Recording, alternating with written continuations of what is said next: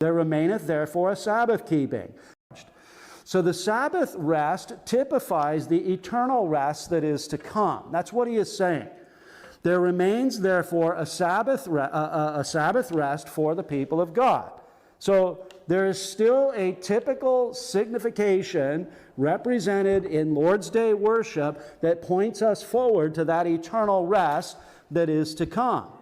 G.K. Beale makes the observation, if the eschatological, that means the end times reality of final Sabbath rest, has not consummately come, and it hasn't because we're not in the eternal state, he says, then it is unlikely that the typological sign pointing to that ultimate rest has ceased. In other words, if it functioned in the Old Covenant to point us forward, how come it doesn't function in the New Covenant to point us forward?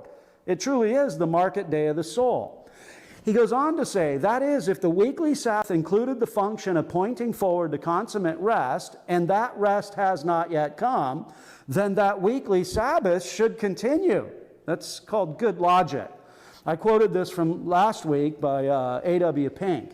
He says, here then, commenting on verse 9, there remains therefore a Sabbath rest for the people of God. Here then is a plain, positive, unequivocal declaration by the Spirit of God.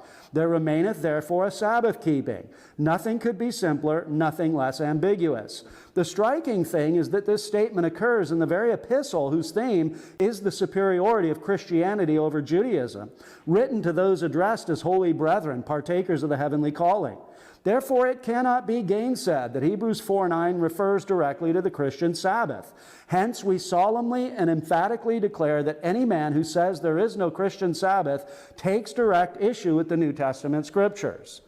That's a pretty powerful statement, but in light of what the author in 4:9 says, in the larger context of what's being exhorted and what is being typified, I think Pink's right on the money there.